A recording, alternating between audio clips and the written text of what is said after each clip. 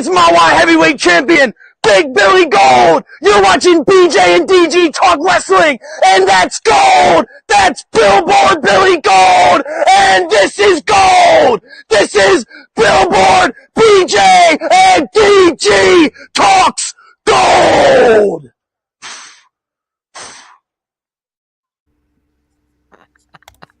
Welcome back, everybody. BJ here, DG over there. What's going on? And I think at this point we actually have to get Billy Gold on for an entire show. Yeah.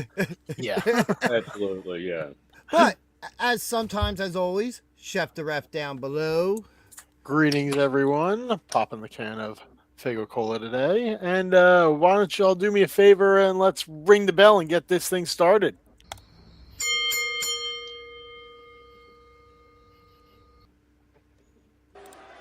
What do you guys want to talk about? Not Cody Rhodes. Oh, we don't want to talk about Cody Rhodes? Darn. Well, there goes my whole shtick for today. I guess I could just go now. All right, shut it down. Just real quick, shout out to Wicked Works for the excellent BJ and DG Talk Wrestling t-shirts. Oh, yeah. Which I'm the only one wearing, but that's okay. That's because Well, I wasn't available to get mine the other night. Dummy, yeah. Yes, I am. I do not disagree, LA Knight or Eli Drake or whatever you're going by during that button press. But Eli yeah. Knight. Eli Knight, there we go. Wait a minute, nope. That's a NXT wrestler now, Eli Knight. Oh, you're right. You are Jackson. correct, sir. Jackson Drake. Nope, that's also a name. L.A. Drake? La Drake. Where has the creativity gone, honestly? Up in smoke. Yeah. Yeah, well, I don't know. Where my money goes. But yeah, let's get this underway. Let's see, where should we start? Let's start with some AEW. Okay. Shall we? Yeah, because go I'm dying to alphabetical talk order. Well, then The Action main- Pack. No. No, wrong company. there. All though. Oh, wait, no, action. Yeah, that's still first. We already talked about that. Action Entertainment Wrestling. But yeah, the main event of Dynamite specifically, Swerve Strickland versus Kenny Omega. Yeah, I didn't want to talk about this so early because that is my match of the week. Just already getting it off my chest. Oh my! Spoilers! Spoiler God. alert! Well, anybody who watched any now that's wrestling, another graphic. I need to make a spoiler alert graphic. anybody who watched any wrestling all week. That was no question. That was match of the week. Wow. Well, yeah, continue. Yeah, excellent match. Like when they were getting there, I think they started right before 10, so you kind of knew the AEW regularly does overruns, but how much of an overrun there was. It was like 10:26 when it was finally all said and done. I think somewhere around there. Yeah. Absolutely great match that led to a Swerve Strickland heel turn and him attacking Kenny after that match, even hanging him over the ropes with that steel chain and then putting him through the announce table afterwards. Could it be Kenny Write-Off? For right now, probably for the next couple weeks, but I would think that for Revolution in March, that could be a direction that we're going now, because Kenny Omega, neither of them are in the world title picture. A win over either one keeps them in that picture. Kenny Omega right now is down one to Swerve. I think it's not a bad thing to write Kenny off every so often, so he gets a couple weeks to just, he's not a young dude anymore. He needs And I mean, not rest just time. that. Not just that. You can write him fully off for a week. He comes back the following week and can cut a promo or something. He doesn't have to be Just like what I Right. say about part-timers, there's a difference between people who wrestle part-time and people who show up still semi-regularly and cut promos and stuff. It's Yes. just when they have a title and they held that title for over 1,000 days and only had like 15 title defenses. That's where the issue comes into play. Can't I'm not imagine who saying you're no talking about. names, but you know, we all do. Acknowledge me. At least I do. Steve Chambers, how you doing, brother? But yeah, where do you guys see this going with Swerve? Before I personally go any further. BJ, you go first. You got to figure Kenny Omega's not going to be on TV for a little bit. You got to figure that someone's going to object to what went down last week. Who's that going to be? Like, whose boys? Paige? Hangman? Yeah, we could reignite that whole thing. I Reignite, just I think see what you did there. I'm just thinking of the whole thing because right now, Paige gets the title shot against MJF. Right. Yeah. So in the meantime, you know, or just wait until Okay. after. I mean, I'm cool with that. I mean, We they know do have Kenny's- a movie coming up and stuff. They got to hype that. I wasn't sure if that was literally or like the video game. No, the video game. No. There is a real Street Fighter tournament that is going to happen. That is pretty awesome, and I think we're going to have to keep track of that here. Sounds like something they do in Japan. Yeah, I'm Yeah. here for it. Or actually, it's there, and I'm here for it still, whatever. However that works out. However that geography works. Geography. But yeah, Chef, how about you? Where do you see Yeah. some of this going? Yeah, obviously Kenny gets some time off to go for the Street Fighter tournament, as we were just informed there. And Swerve, he's got his heel persona back, which is really a sweet spot for him. I think that him and Nana in this heel role, we saw it before. It worked very well. They Yeah. are just, naturally, it just seems to come to them how to work this side of the fence. And they get the reaction out of the crowd that they're looking for, and they sell it. And yeah, I'm good with it. I mean, part of it with me too. It's like, after it happened, I started thinking like, all right, they kind of did plant the seeds for all this, and I just kind of overlooked it some because to me, he never really turned face. It was more that him and Adam Page kind of had common enemies at the time, and they were Sure. dealing with all that, which in turn made him a face. Yeah, And made him a good guy. But then you had to do that thing to reiterate, oh, I'm still the bad guy. I'm still coming for what's mine. And they did it beautifully. I thought the match was very well done. Was he called that kick to drive-by or whatever? yep, Yeah. yeah. Dude, there was a couple of those that he hit. And I think ones where like Kenny's almost standing straight up and he hits it running. And I'm just like, oh, damn. Yeah, Omega looked like he was holding his jaw for most of the match. Like he looked like he was seriously like had a broken jaw. Yeah, for good reason. Yeah. I'm just very interested to see where they go with it.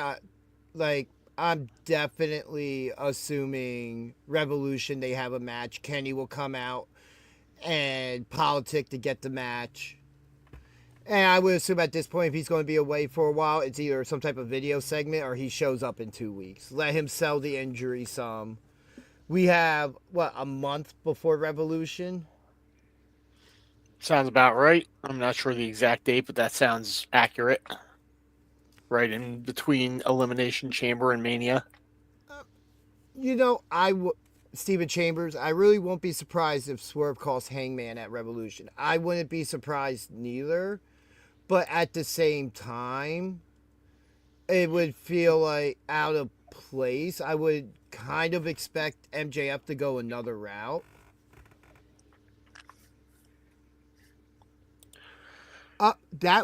Great show as always. Thank you. Are you guys reviewing PWU tonight, or is that will be on our Tuesday show?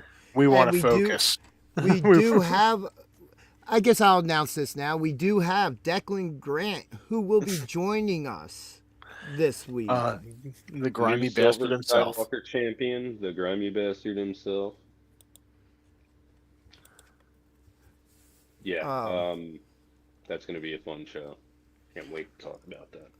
Yeah, you make sure your kids aren't watching that show. I've seen some Declan Grant interviews. Yeah. Parental advisory in advance. Yeah, this is not going to be us saying it, but yeah, Declan is much along the lines of Big Billy Gold. Yeah. Guessing MJF or, I don't know if they throw Ospreay at MJF right away if he's able to return for All In. How much of a great match that would be, I don't see it as the direct jumping point. Because there's some other things for him to get through first. Yeah, I do want to see some other stuff. Not that I don't want to see Ospreay and MJF. I just want to see him do some other stuff coming back from injury before he goes against MJF. Build that suspense a little bit for me, please. But it also wouldn't surprise me to see him come in and just return and he's given the championship match. Yeah, there is that too. It could very well happen. Ospreay Fletcher, that's one that I would for like another to see. match as long as it's not in a steel cage and they're not doing a Spanish fly off the top of it again. Because God, did that look scary? Yeah. Please don't kill yourselves, guys. Thanks. Would appreciate that. I don't know if anybody checked on that ref last night, man, but I think I saw him limping away after the show. I wasn't a fan of that blonde ref. Yeah, we'll still talk about that more on Tuesday. I mean, that came full circle with all that. Yeah. But yeah, there's a lot of good stuff going on in AEW right now, in all honesty. Thunder Rosa returned this week. I know she had a match Saturday. I haven't gotten to see Collision. I had to choose between that and Smackdown today, and I chose Smackdown instead. Yeah, my choice was between that or TNA, and I actually went with TNA. Let's see. We had the whole thing with FTR and the Young Bucks. We know Young Bucks are getting their title shot now at Revolution.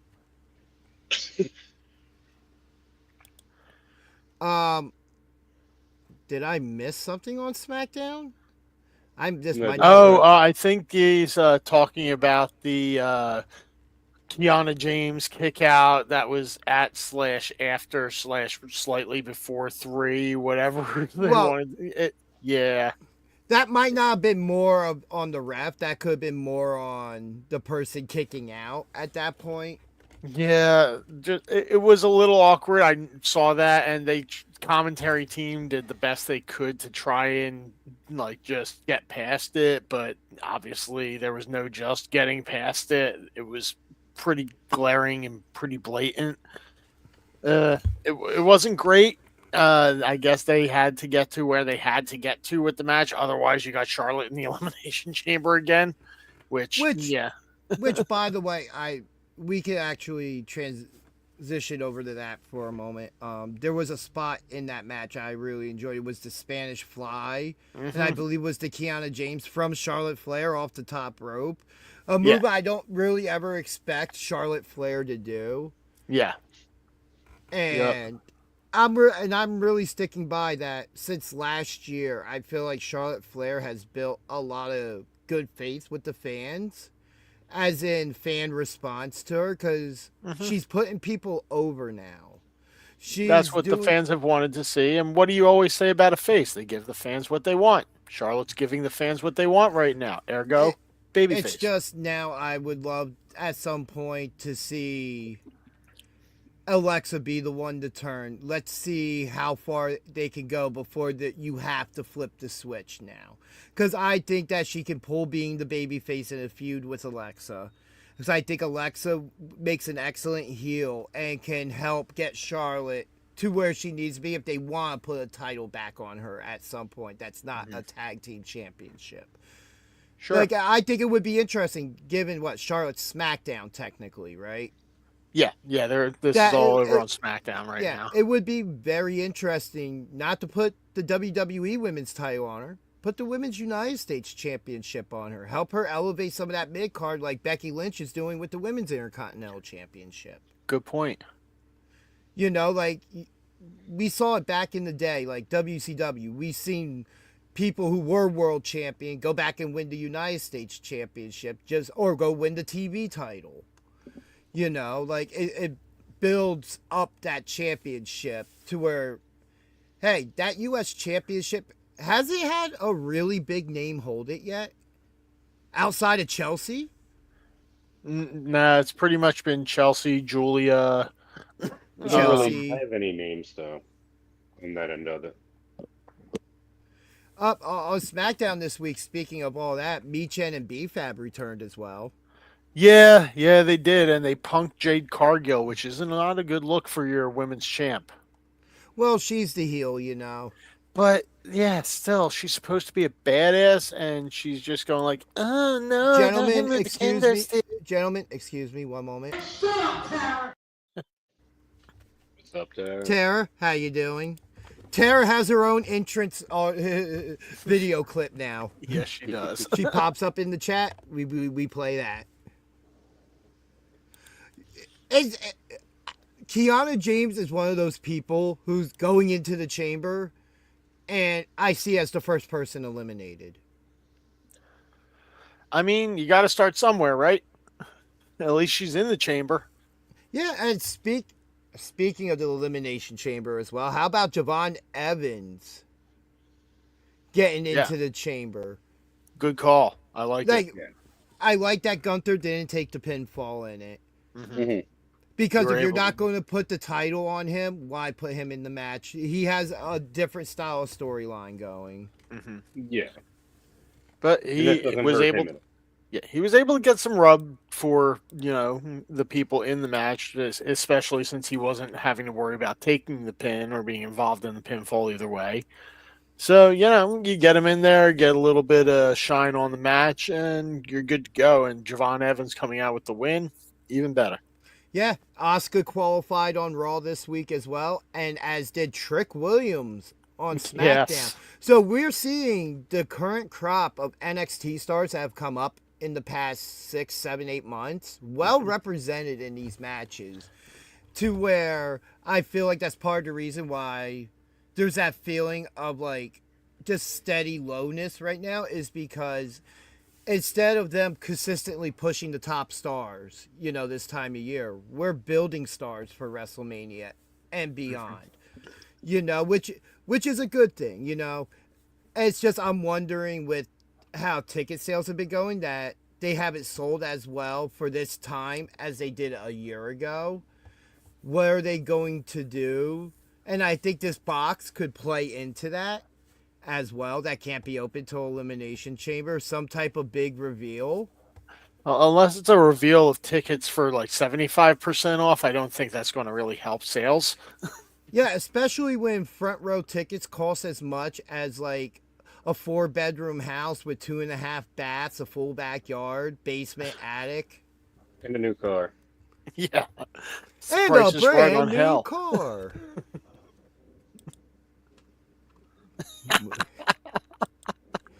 Oh, there's a promo that was on last night's PWU show that we will be showing. And BJ, I have a feeling you know already which one it is. I have an idea what you might be. I'll wait and be surprised on Tuesday along with everyone else. Well, once you go back and watch the beginning of the show, you'll know too. Okay, so I have a time frame now too. Yep. What about the Liv Morgan sit-down promo that turned into Stephanie Bakir basically bullying her and having her crying with the worst bullet point translation from Dom ever? Yeah. Which problems do you want me to start with here? Why there was no subtitles on a pre-taped segment with her speaking in Spanish? Yeah, I guess the heel crying like she's the one being bullied, which I don't mind that. In the opposite turn because the heel should make herself feel like the victim in the situation. But with how bad Dom's translation was, there was no way that Liv was going to feel that bad about herself. Dom's translation got some points across. It was accurate with what he translated. But he only translated about maybe 20% of what Stephanie actually said. And it's unless you actually speak Spanish or you went and found it on YouTube with the subtitles and translation later, you really didn't get what Stephanie was trying to get across in that promo. And Liv Morgan, much like the rest of us, I'm sure if we're breaking kayfabe apart, that she would not have gotten anywhere near what Stephanie was trying to say.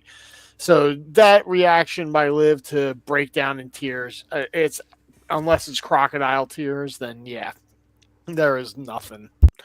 And it could have been done so much better. That's what makes it bad, is that it could have been done so much better.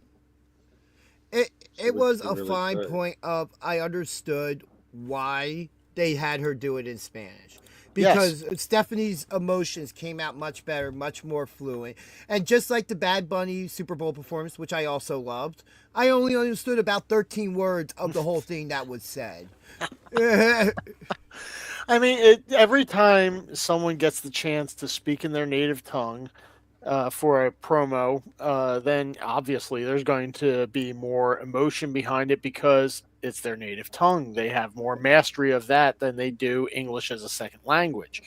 Then, yeah, Asuka, Shinsuke Nakamura, any number of international superstars that have come over here. I'm sure if Andre the Giant had a chance to cut a promo in French, it would have been more passionate than any he ever cut in English. So, when you get the chance to do that, I say go ahead and do that. But you need to have a better translator than Dom. Really? Yeah, that's really all I'm saying, I guess. So, BJ, what were your thoughts on this? I'm just curious of what she actually said. Well, she brought up being from Chile. So when she was coming all the up obstacles she had coming because up in and her everything. time, there was no wrestling down there. Right.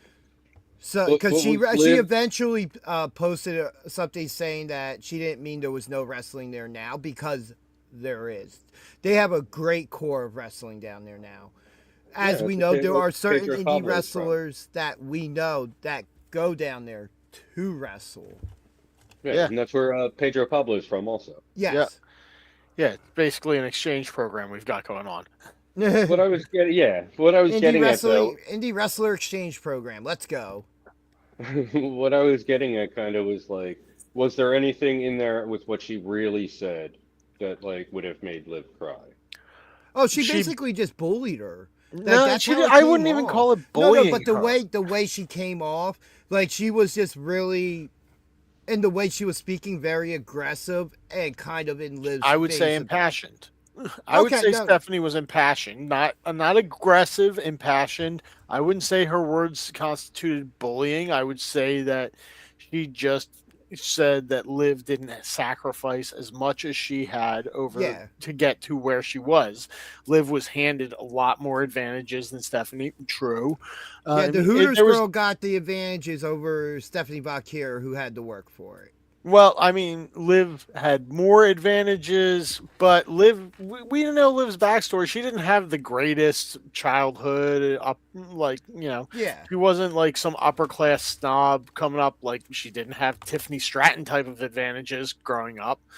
So, Liv did have some more struggle than others, but not as much as Stephanie. That was basically the gist of it. The long and short of it, but there was definitely more passion behind it. And if you look it up on YouTube, they have the translation there as well. It was the typical, I had to bust my ass to do this. You had your opportunities handed to you to be able to get here, to get to this moment. The whole segment just came off as really odd. Yeah. Yes. That's a good adjective. Odd. Yeah, because of the fact that for a pre-tape, they could have literally subtitled it, and they didn't. I don't know if it was something they planned on doing, and last minute was like, no, we're not going to do this, or somebody just forgot to add them.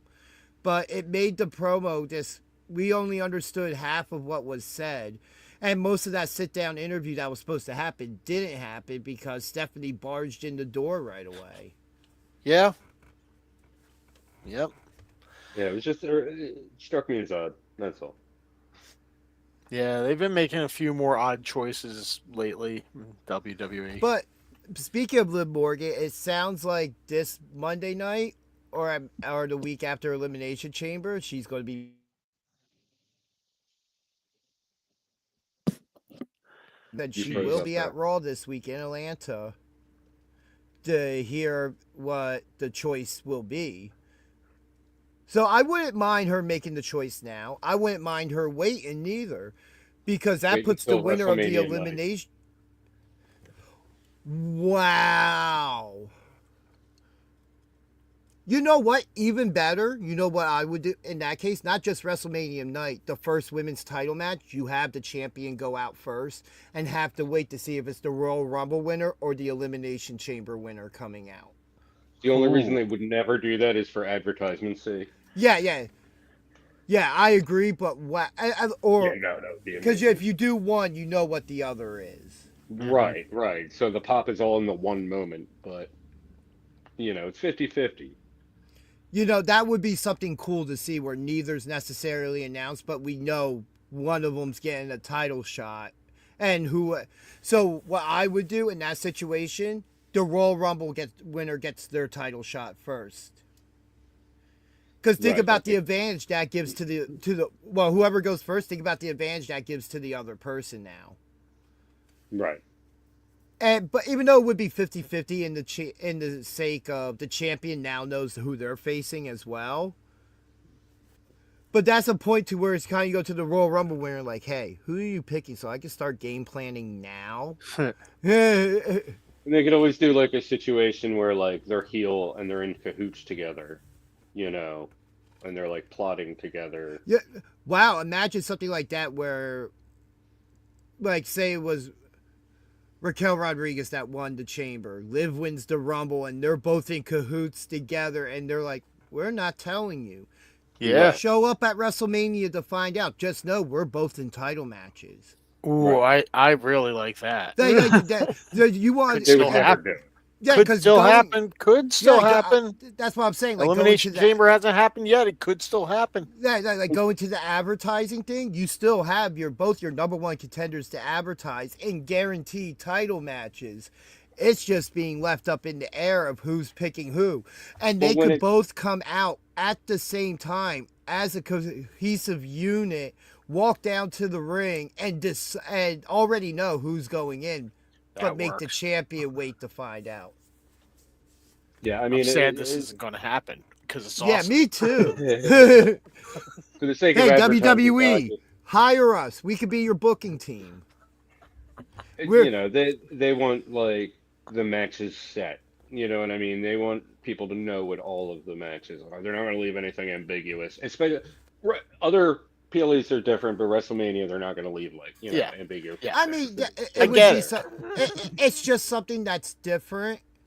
And we've had the couple random pop-ups over the last 5 years span. One being the worst kept secret in wrestling, Cody Rhodes returning at WrestleMania to face Rollins. Who's Seth's opponent going to be? We don't know. And then, it wasn't a big surprise to me. But, last year with Joe Hendry appearing in KO's place for just a quick WrestleMania moment with Randy Orton, which made sense.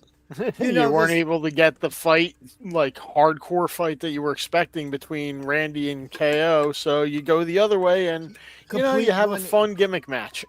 And it created, as I will say, wrestling's not just built. Nobody remembers a match hold from hold.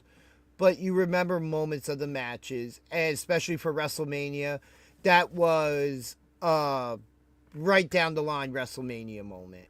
Mm-hmm. Something all the fans would enjoy, and Randy Orton still gets his shine. I did not wear this shirt expecting to have this conversation today.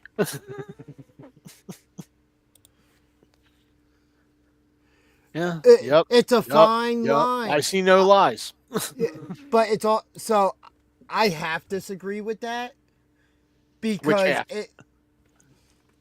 So, yes, TKO is sucking the life out of WWE very slowly. Like it's Not even horrible, that slow anymore. especially with ticket prices, which is one of my huge gripes. But the other thing being that they do listen to the fans to a point, because let's be honest, They just don't care. yeah, and then it's We hear also, you. We're not. Yeah. but it's also the age gap of the fans. We're older fans, so something like the Jey Uso Yeet thing, the entrance and everything, that doesn't necessarily Yeah, for us, not so appeal much. to a lot of us older fans, because we're like, all right, we're out. Yeah, we're out of that whole Hulkamania era or that John Cena era that catered to the kids doesn't and work for me, creating lifelong fans. They're looking for the 10-year-olds. Yeah, but even then, they're making it harder for, say, a family of 4, 2 parents, 2 kids, to go to an event to even have decent tickets, and then you throw concessions in the end. You're spending anywhere from $750 to $1,500 if you're Easy. throwing in merch, concessions, and if you did have meet and greet planned or something with a couple of the wrestlers. And it is what it is when it comes to WWE. It's also the point that something we all consistently agree on, how cookie cutter Raw and SmackDown is. We know how these shows are going to start. Somebody's going to come out cutting a promo. This week, slightly altered on Raw. The promo thing led directly into a 6-man tag. Which the masked man comes back out, Hey, maybe it's the masked man in that box. I'm the masked man in the box. No, because he appeared after the box was introduced. But that doesn't mean he still can't be in the box at Elimination Chamber. I think there's multiple masked men Ninjas. and multiple Oh, boxes. whoa, hold on. Are they the same ninjas that attacked Jordan Oliver and injured him, so he had to vacate the Silver Skywalker Championship? Because if so, now that's some good booking, and we need to get them ninjas on this show. They need No, to but get it is over to the same- AEW. They got sent to the wrong company. But it is the same clan of ninjas that kidnapped Samoa Joe back in the day, and it is the same clan of ninjas that Akira Tozawa and Omos were. Hold on. But the ninja, hold on. Which time when Joe got kidnapped, TNA or AEW? TNA. But that was just Taz in the end. Those were more thugs than ninjas. Yeah, well, they go through a certain amount of training. They can be called whatever they want to. Okay. They were ninja thugs from the Taz clan. Yeah.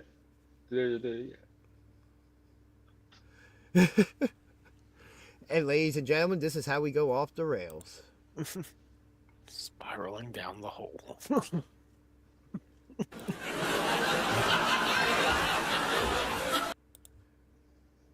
Anyway. What are you pointing down at? Down the hole.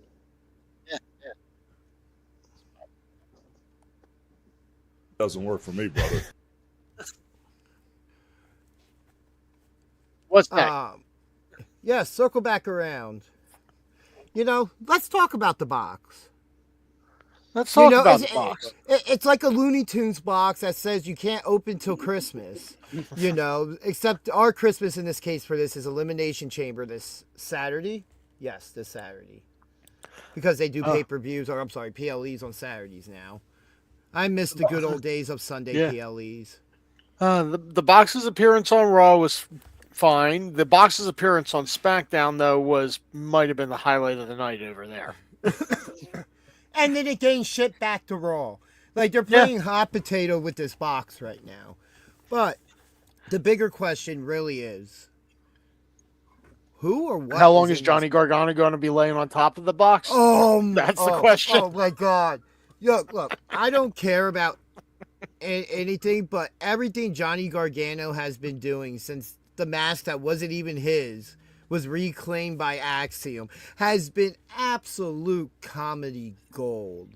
We know Johnny's better than this, but he is one of the people that is really good with like R-Truth. They can take this comedy stuff and make it work. Yeah. And just him being on top of that box was... I didn't even realize it until they said something. Because I'm paying attention to them How talking. could you not realize it? He was just there on top of the box. This guy has taken the planking challenge and brought it back to a whole new level. That's all Yeah, I'm right? saying. What year is this? So what's But- in the book? Yeah, what is in Gwyneth what or who Paltrow's is, head. If only. Abyss. who? What? Abyss is in the box. That would be now. All right, so The Shockmaster. I could just see them finally opening it, and you just see his hand come out. He just grabs someone by the neck. hold on. What if it's the hand? Mark Henry and Mae Young's. Oh, the hand all grown up. Sure. My legit we'll World's keep going with strongest this, hand. but my legit guess is the draft podium. Did I almost kill you, DG? No, but you almost killed my electronics.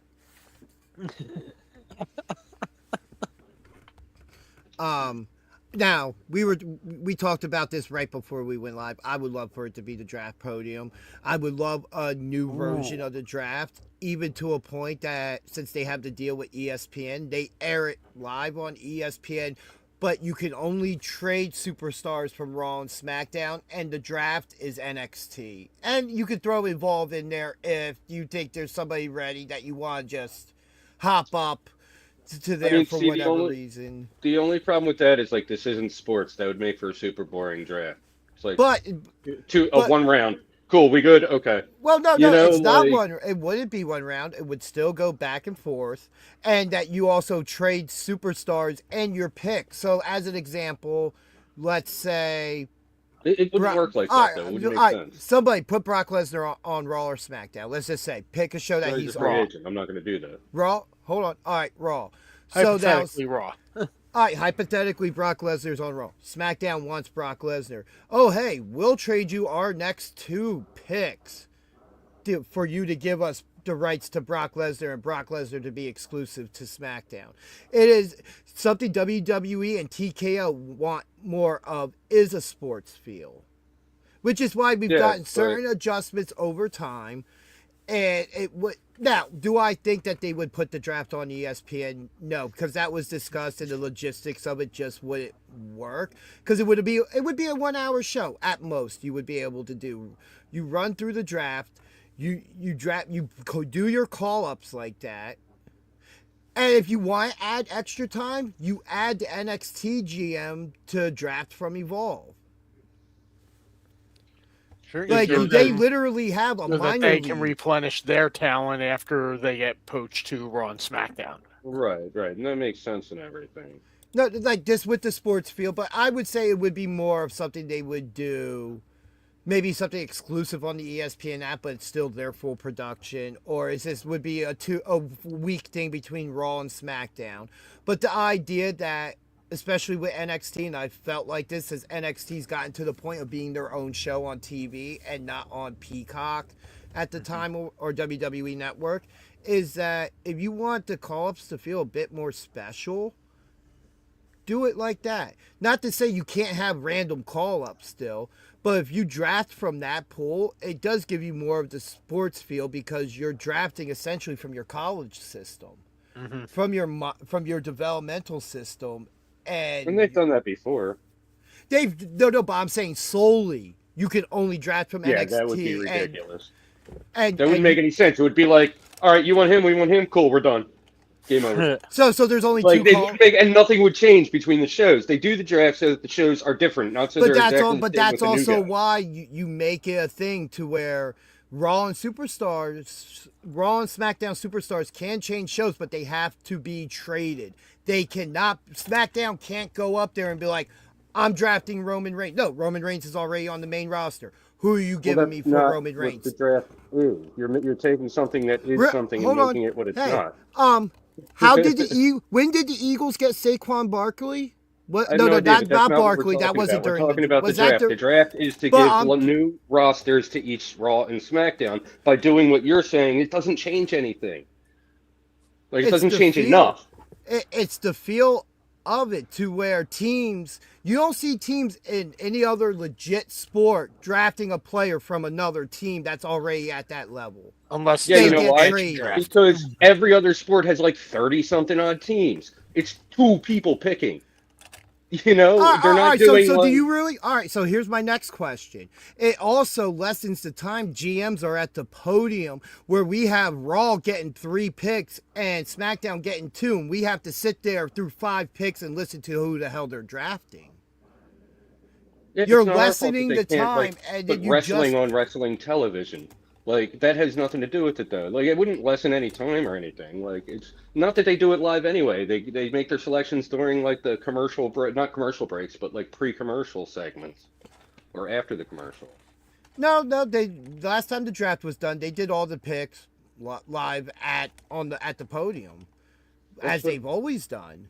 I'm not changing that aspect. I'm just saying Raw. Anybody who's what I'm saying, already, right, Jeff? I'm just saying anybody on the main roster can only be traded. That's ridiculous. Why is that? Why is that ridiculous? If you're going to go, It doesn't solve it. It doesn't accomplish anything. Like, the Yes, draft is so that we can get new, fresh rosters on both brands. You're not going to do that if it's trades only. If it's, like, maybe 4 people going back and forth. but it's not trades only. You're still drafting from NXT. Yeah, You're but still that's irrelevant. drafting. That's like 2 people, maybe. You know, that's No, irrelevant. they have That a doesn't- whole And the array of NXT people don't they make a could difference call. on the big show, on the main roster. The NXT people aren't going to make a Yeah, difference. I know the Party Girls didn't make a difference on the main roster. We know, and we know No, the they were tag team disappointment that champions. brings Okay, you. they were tag team champions. But what I'm saying is, Yeah, it wouldn't change enough if your way, and it makes sense, but not for if it were 5 shows that were drafting. Fine, I get it.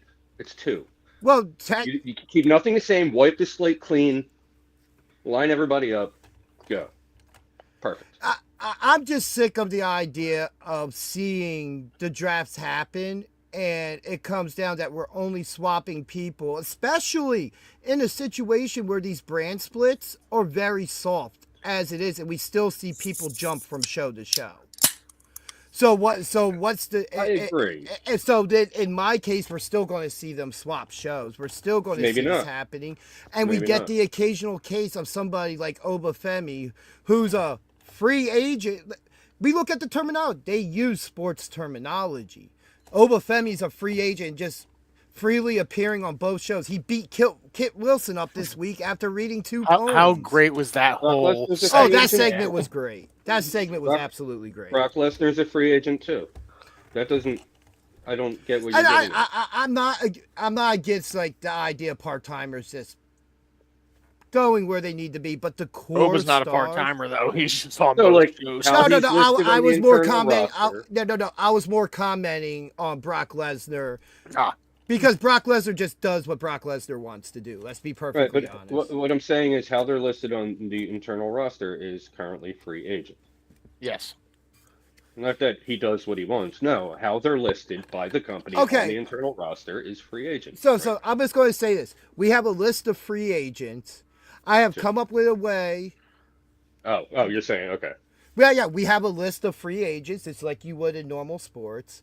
You have a minor league system, essentially a college system or something like to where you can pull from, and then to add in the other part, you're able to trade from show to show still. Or hell, we see somebody You said that 5 minutes ago. I get it. It doesn't work that way. Unless there's more brands choosing, but there aren't. There's 2. So the way they've always done it is kind of the only way that really makes sense. But it's just getting old because at least back in the original drafts, we saw trades happening back where we saw, what was it, one time 3 or 4 people traded from SmackDown to Raw just so they could get the big show. Oh, hold on. Todd Rod in the chat. Rod.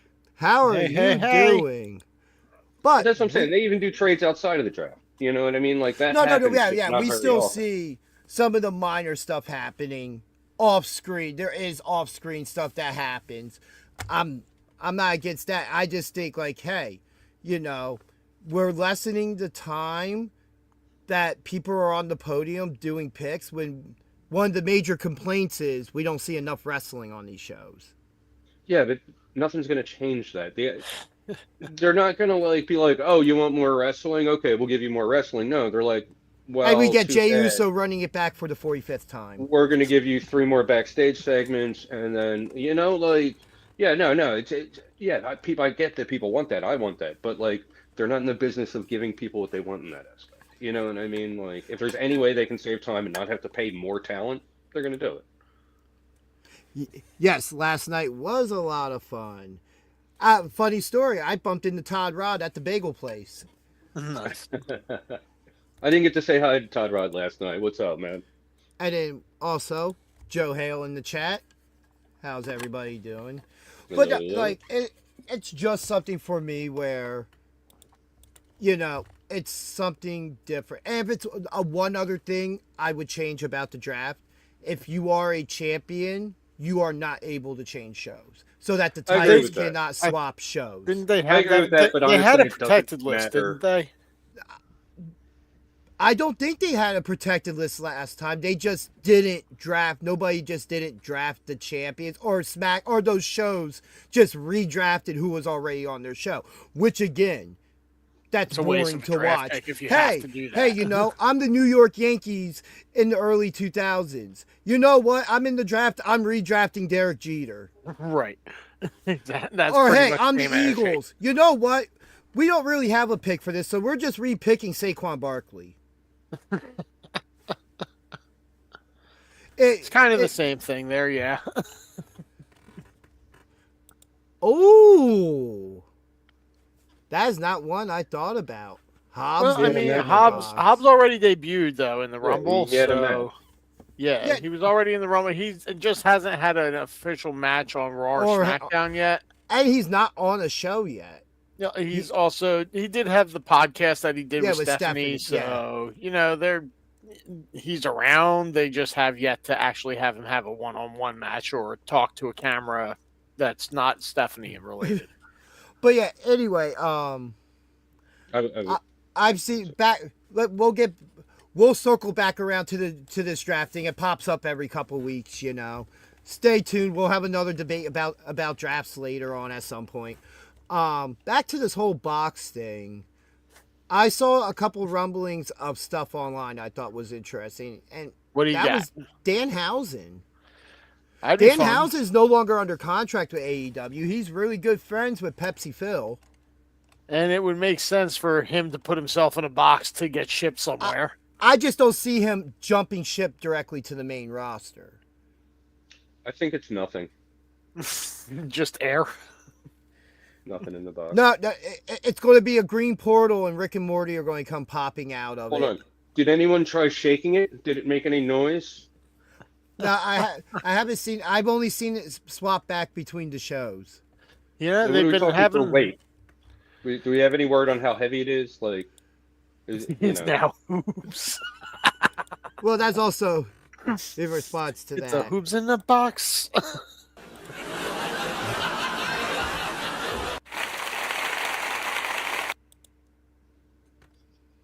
God, I love the hard cut of people clapping. They just all were like, "We are clapping for 3 seconds and then stopping." Hey, that's what you call a clip. I mean, what? I wish Positive Joe way to Hendry direct it. wasn't in NXT because that would be my pick. To be perfectly honest, that man finds anything he can fit into for his name to be said and for him this to emerge from. I think it's a portal to TNA. What if it is somebody from TNA? I don't think it's a person. They'd be dead. I haven't seen a single hole drilled in there, so yeah. And it's been 2 weeks they've been in there. They could be drilled in at the top where we can't see. Gargano would have said something. Really? He just looked comatose up there. Yeah, either that, he might have been drooling through the holes up top. Oh, that poor sap that's inside. Hopefully, if it is the podium, hopefully there's no important paperwork already on it for the first person to be there. Yeah, because it's weird that we look at the card. We pretty much know 2 Elimination Chamber matches right now. Mm-hmm. We have the Women's Intercontinental Championship and the World Heavyweight Championship being defended. We have 4 matches, which would make sense for this card. I kind of want to look up at some point how many matches were on last year's Elimination Chamber. So I want to say it was 4. I want to say 5, but I could. I want to say 5 as well. It's what I want to say. It's not what I'm gonna say, but it's what I want to say. There are the 2 chamber matches. I'm trying to remember what the title match was. That was the John Cena heel turn. Mm-hmm. Okay. So I think I think it was 4 matches, and that I am actually looking right now. And then that segment. Come on. It was 4 matches, and then Plus the biggest segment. waste of a heel turn in pro wrestling history, at least recent history. Yeah. That also had KO's last match. Him Well, and Sammy. Yeah. Yes. Last match so far. Hopefully he's back some point. I don't want that to have. Just because I don't want to have been his last match, I don't want that to have been his last match. Yeah, because that also had Bianca Belair's return. Yep. Or no, I'm sorry, Jade's return, where she just destroyed Naomi. Yeah. Yep. Before Naomi won the title and got pregnant. Not in that order. Yes, Joe Yes. Hale, I do. Agreed. I don't think we get the. I think we get the reveal. Maybe it's the reveal of the Masked Man at the Elimination Chamber. I think that could still be solid as a way to get him out there, and then they somehow open the box. I would just have I just hope that it would have something on the top part of it so that whoever or whatever's in there doesn't get smashed like a pancake. When it opens and that top just drops down. I don't think the Masked Man and the box are related at all because the box is going back and forth between shows. The Masked Man is not. Right. That's because nobody knows what's in the box. It's the mystery box. They would not be sending it back and forth if it was just. I have a question. Do you want a boat or the mystery box? I'll take the mystery box. I have no use for a boat. Is whatever's in the box dead or alive? Yes. Yes. Correct. Schrodinger's box.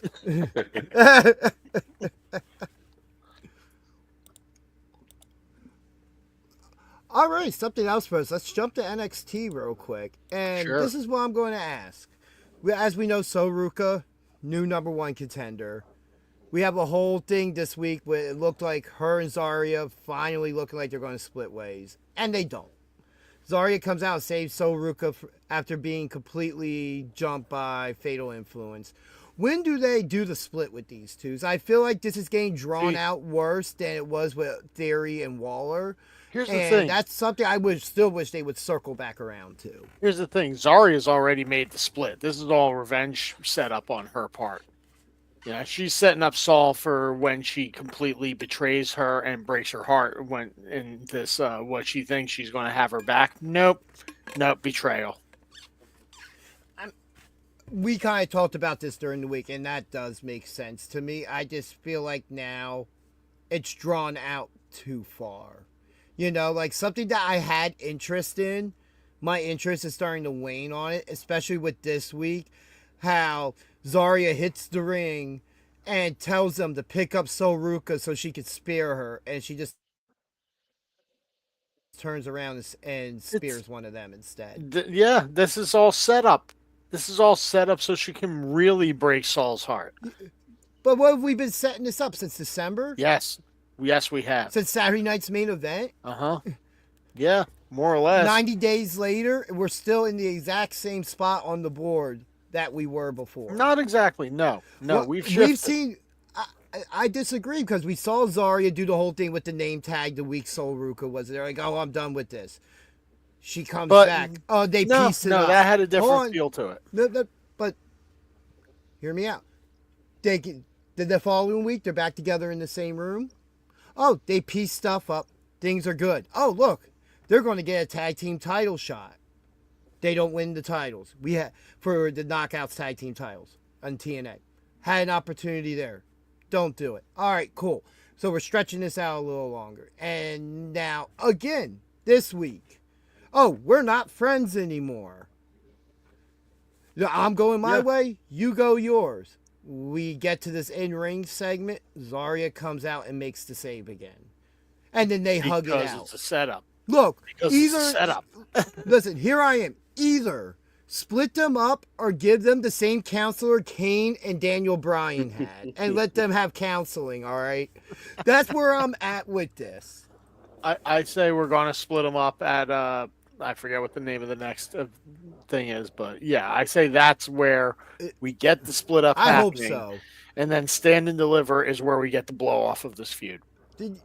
Because rumor also has it there's big plans for Sol Ruca to be called up. Like, Yeah. to the point that they're slightly going to alter the character and give her new theme music and everything. So they're actually making plans before the call up for her. Which is why even more now I'm like, why have we not gone about this already? And I get it, and I think we talked about this last week. Stand and Deliver makes sense for the This is to get it blow-off to for Stand it. and Deliver. You got to stretch You it out know, this long. But even And then the they're idea- making it, they're doing what they can and making it work right now, I think. it's just bringing me flashbacks of the whole. Oh, hold on.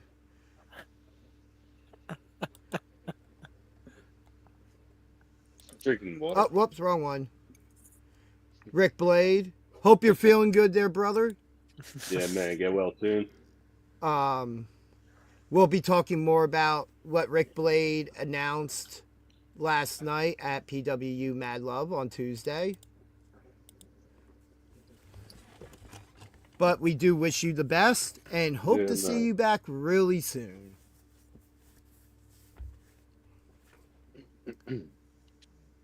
But I don't know. I'm just losing interest in the story because it just feels like even leading up to Saturday night's main event, the seeds were already planted for it. See, I feel like I feel like it's about to start going where you expect it to. And if you just give it a week, it's going to be there, and it's going to lead straight into Stand and Deliver. It will get the payoff there, and done, passed, and move on from there. Yeah. Other interesting things that happened on NXT this week, which I really do. Just real quick, not to skip over what you said, I do hope that's the case because if this drags out any longer before the turn, I'm going to 100% lose interest. It's already happening. Other things on NXT this week. NXT opened up with a match. Hey, Raw, SmackDown, you paying attention? Nope. Kalani Jordan defeats Lola Vice by submission. Her first submission loss. Surprise, surprise. House of Clock. How you doing? Gotta have that Danger Ginger Ale, man. Now we're going to need to make that a thing.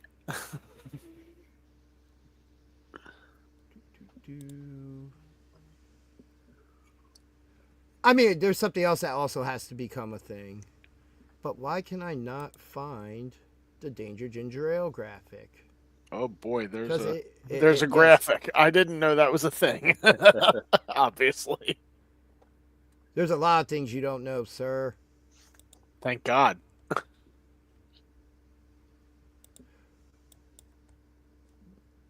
All right, well, I can't find that at the moment. I'm slacking. Okay. Here. Hardcore slacking. And Are that's we going to talk about? Yeah, what are we going to talk about? Tony D'Angelo. Yeah. Had his first match back this week. Yep, taking on Dark State. I forget which guy it was. Doesn't really matter. Tony Cutler beat him James. Sure, I'll buy that. But yeah, Tony gets the win, and yep, starts cutting his way through Dark State right as we expected him to. Oh my God! Coming soon to someplace near you. See, I think the fire needs to have green in it because ginger ale usually, everyone associates like the green bottles and everything. That looks more like some sort of a insanity beverage. It's a nitro. You Monday also have Nitro. to also keep an eye out for Red Pool. Jesus Christ. He not only breaks the fourth wall, but he breaks the fifth and sixth wall as well. Yeah, and those are harder to break. They're built much stronger. Todd Rod, enjoy your dinner. It was good seeing you yesterday as always. Stay safe in this weather, brother. Yeah. Yeah, I wonder how much snow we're up to now. Not an Yeah, too I can't really much. see how- It's yeah. already too much. Yeah, well, not enough. So, They haven't canceled work tomorrow yet. I thought something was interesting this week. I know that you guys really don't pay too much to the speed division stuff. It's something I pay attention to. I like the fast pace matches. I watch the them when shorter they time. happen on No, TV. But we had the number one contenders for who would face. Why can I not think of his name all of a sudden? Jackson Drake? No, he's a different thing. I can picture him. Chains guy, right? Chains guy. Big dude, Jasper Troy. Jasper Yes. Troy. Yeah. So Elio LaFleur and Eli Knight go to a time limit draw. And see, look, Yeah. there's Eli Knight. I guess we'll have to start playing that, you know. Yeah. Sorry, LA. This one's is for you. Yeah. Or should we do dummy for Eli Knight? We'll discuss Yeah, that I at know. another time. Yeah, because it's both names. Okay. Well, we won't discuss that then. The decision has been made. It's been discussed. But they go to a time limit draw. We have Robert Stone come out. And for the first time ever, we're going to have a triple threat speed match for the championship. And instead of the normal 5-minute time limit that the championship match has, it will have a 7-minute time limit. And for those who might not know, a normal speed match is a 3-minute match. I'm here for it. I'm interested. This is 1 1/3 times more speed match that we're getting out of it. And it won't even kind of require a defeating the commercial purpose. break. Aren't they defeating the purpose of? I speed? bet you. I bet you they'll put a picture-in-picture during the match because it's 7 minutes. You could throw something in there at like the 2.5-minute mark for like if 30 seconds. Yeah, if you Next want to thing you know, look, they'll- if you want to look at it in terms of like UFC and non-championship fights, I know back in the day it's not as much as it is now, but non-championship fights you'd have the 3-minute rounds. Championship fights you'd have the 5-minute rounds, or 3 rounds versus 5 rounds of the same amount of time, whatever.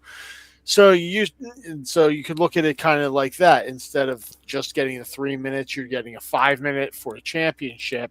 And now you've got a triple threat. You're throwing a third person in there, so you're getting an extra 2 minutes thrown in because of that. Next, we're going to see an Iron Man match for the Speed Championship. That'll be 10 minutes. I'm for that. And honestly, I would give it a 20-minute time limit. For an Iron Man, sure. Yeah. Yeah, yeah. and So that way you hold get it some on, pins that can have time to and you happen. do it on NXT PLE. Yeah, sure. Because we just figured that out. how that could happen. Thanks, BJ. Why even call Wasn't it your speed? intention.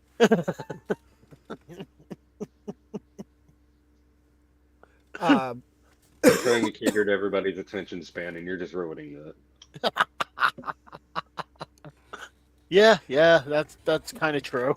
Well, speaking of attention spans, how about the North American Championship match that main evented this week with Ethan Page and Shiloh Hill, which I thought was a good match, but it's more what happens at the end when Miles Bourne comes out and it's just beating the holy crap out of Ethan Page winning that title match. He wraps a chair around Page's ankle.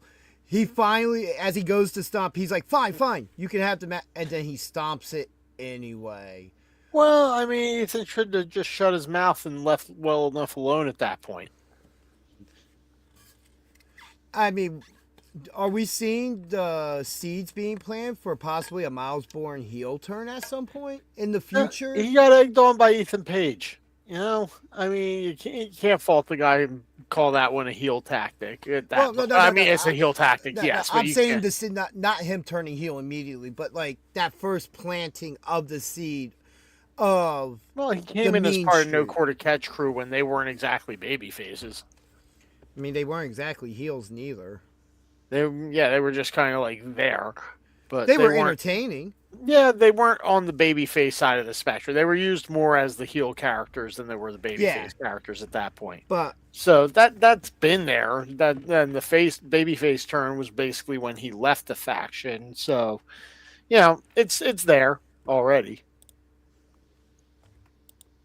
yeah.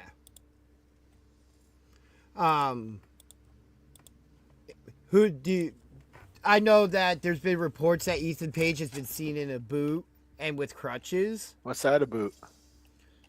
Sorry, boot that. Where do Yeah, by the way, congratulations, Team USA men's and women's hockey. Yes, women's hockey team killed it in the Olympics. What, Yeah. 6 games, 1 goal out, 5 shutouts, and then the men's team winning gold for the first time since the Miracle on Ice. Yeah. I got to catch a lot of both of those games, and yeah, just amazing. I'm not the biggest hockey fan, but usually Olympic time I watch is just I don't have time to sit there and be able to just watch and enjoy. But yeah, back to does Miles Bourne end up taking the title from Ethan Page? I wouldn't mind it, especially if Page is hurt. Well, I think his injury's kayfabe. I don't think he's actually hurt. I think he's selling it. I'm trying to think, who else is in that title picture? Nobody else. Nobody else really. At Tavion Heights, you could put in there.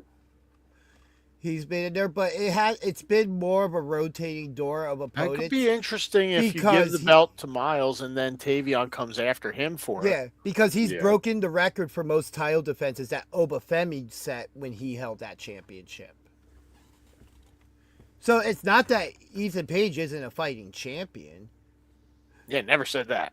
Well, in the terms of him picking his opponents, which he was also able to retain the title thanks to the Vanity Project, which, what is it, the tag team in that? Swipe Right, I think they're called. Yeah.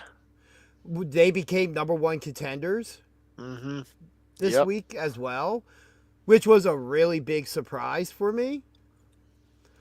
I thought the Calling were going to come out of that, and that's who they pinned, was one of the members of the Calling to win that. Yep. Or OTM, to be honest. I didn't expect Hank and Tank to come out of that as the winners. Nah, Hank and Tank had their time at the top of that division. They're currently enhancement talent. Yeah, and speaking of tag, I don't know if I said it last week, but in AAA, the Viking Raiders, War Raiders, whatever they're called now, are the #1 contenders to the AAA Tag Team Championship. Interesting. Is that still Pagano and Psycho Clown? Yes. Clown? Yes. Okay. I haven't watched this week's yet. Just haven't had time. I plan on watching that at some point today, probably. Let's see. What else interesting happened? Oh, we had the brawling with Joe Hendry and Ricky Saints in the NXT parking lot. Thankfully, nobody was injured. And then we had their match set up for the next NXT PLE. So we know it'll be them one-on-one. Which makes sense after the ladder match and everything. Ricky Saints, not the second to last champion before Joe Hendry, but Oba won it, defended it, vacated it, and has moved on to bigger things. Now, I do have a thing that I thought up while I was watching NXT this past week and saw Ricky Saints. I realized that, his old buddy is now under the WWE banner under the name of Royce Keys. I wonder if we see a Keys and Saints team up at some point. I wouldn't mind that, but it seems that all signs are pointing toward him being on the main roster. Yes, both.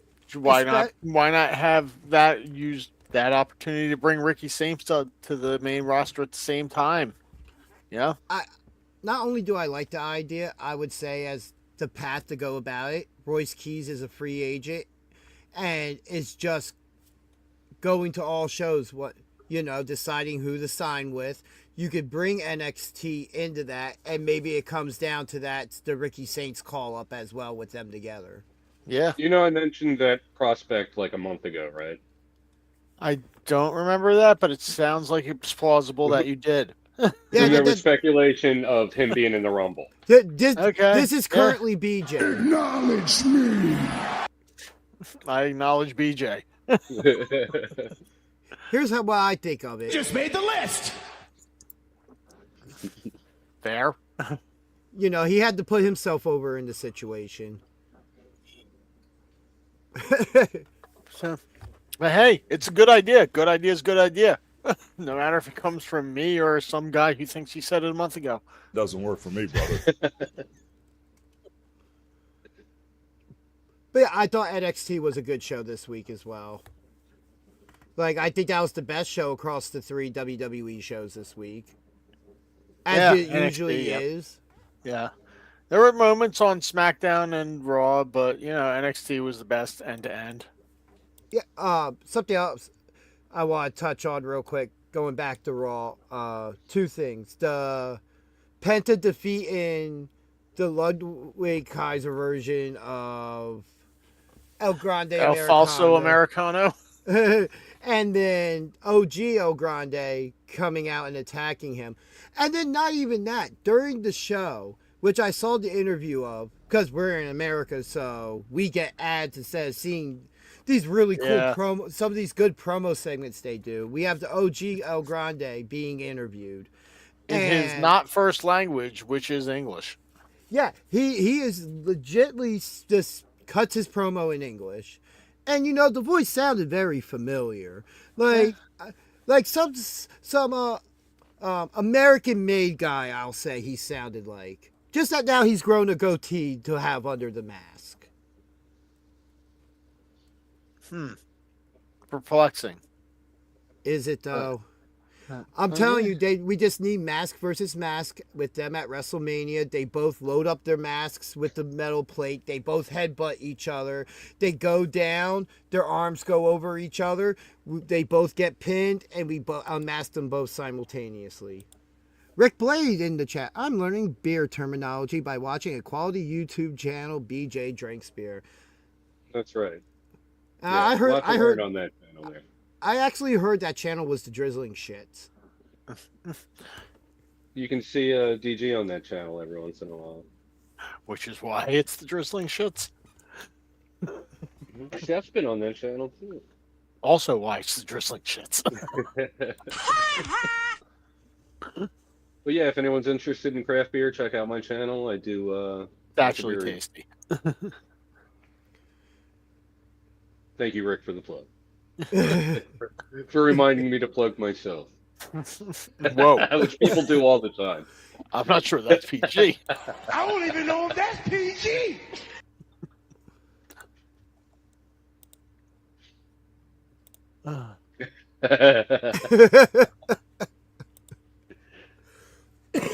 I have one other thing. Oh, the CM Punk and Finn Balor back and forth with the return of JD McDonough. Yes. I thought that was the highlight of Raw this week. Big old was that Jughead promo McDonough. segment. Jughead. Dude, the fans were on point calling him a Funko, though. Yeah. Yep. He's not a bobblehead. He's a Funko Pop. D'Lo Brown's the bobblehead. Yeah. And that's all that is the real deal now. But yeah, I really enjoyed that. And it does seem like they're slowly planting the seeds for either a Judgment Day turning on Finn Balor or Finn Balor just leaving the group. Because they had the opportunity to jump Punk and do what you would have expected them to do in this situation. And he told them no. Yeah, he's trying to have some honor here. Yeah, does it seem like CM Punk's gotten into Finn Balor's head? Maybe. Or it's all a ruse. I mean, it seemed that way, what was it, last week? when he, had that talk with him and everything, and then Liv got to him. We're thinking Finn might be making a turn for the better, and all of a sudden he jumps Punk. I mean, if we look at that week, the week before with the setup for getting the title match, and then what happened this week, we're seeing the seeds kind of planted for it. Because, if I'm looking at Dominic and Finn for the Intercontinental Championship at WrestleMania, I'm for it. I'd rather see Finn in the world title picture, but Same. just like I wouldn't mind seeing Sami Zayn in the world title picture, which I wouldn't mind talking about that and that exchange between him and Cody on SmackDown this week. It seems like Sami's all of a sudden seeing what KO saw a year ago. But back to that Dom and Finn for the IC belt. I kind of like that idea. Like, thinking about it, that's a way to split up the Judgment Day if you wanted to do that a little bit. You could definitely turn Finn babyface if that were the case. If you wanted to go that way, you could even turn Dom babyface for WWE. If you, I don't know why you want to, but I was just about to go that direction. What if they were to use it as a fight between brothers, right? Like, hey, we were in this match last year. You pinned me, because I believe Finn took the pin in that match. I want my shot. You basically held that title outside of a 3-week period where Cena held it. Yeah. And he gets the match and it ends up being Judgment Day kicking Dom out of the group. Liv leaving him. And Dom now being on his own.